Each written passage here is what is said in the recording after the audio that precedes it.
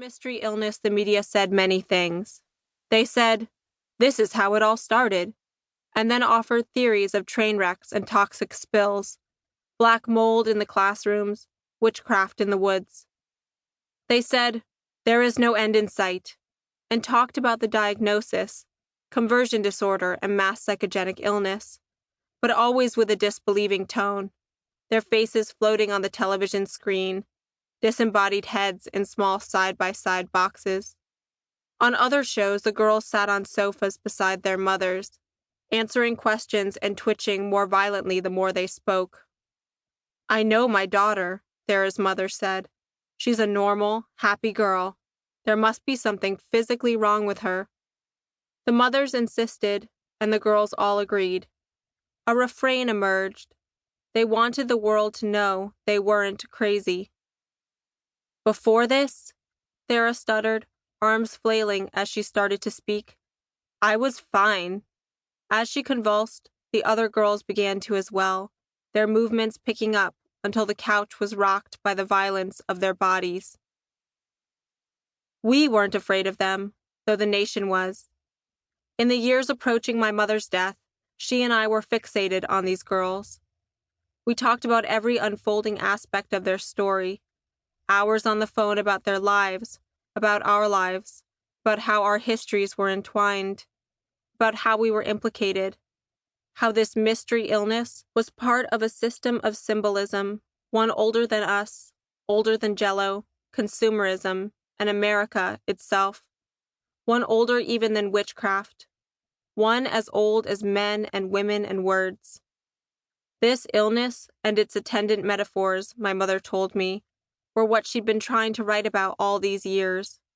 This, she said, was why she'd started her memoir in the first place. She pronounced memoir with a soft R, memoir, and talked about hers constantly.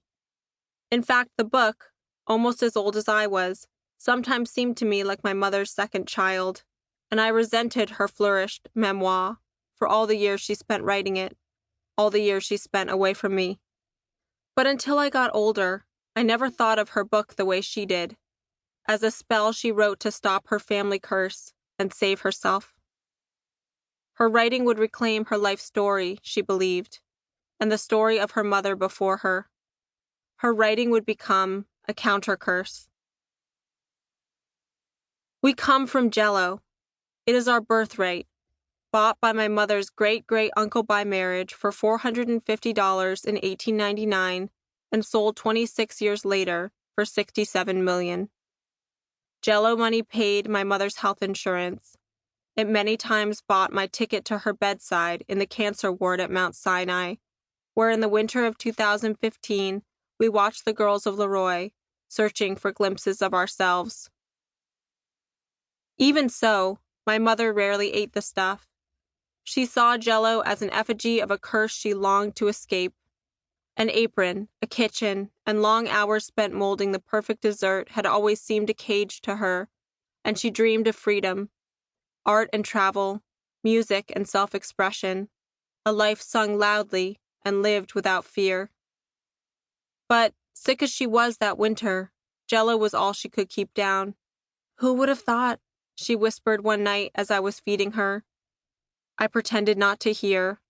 It hurt too much to acknowledge every incremental loss she bore on the road to losing her life. I learned to be choosy with my empathy. She smacked her lips in mock satisfaction then, and listed the food she'd eat if she could. Cold slices of pineapple, fried egg sandwiches, a burger so rare it dripped bloody juices. "You'll get there," I said, coaxing her to take one more bite. Afterward, she slept, her little mouth open, sighs arriving like characters in her dreams, expressions of comfort maybe of pain. Her red curls, touched with gray where the dye had worn off, haloed her face. Her hands were open at her sides, waiting for my palm, which molded perfectly to the soft shell of hers. I sat, our fingers interlaced, looking out the window, keeping watch, waiting for her eyes to open, waiting to hear her voice. From her room at Mount Sinai, we could see the vented smoke from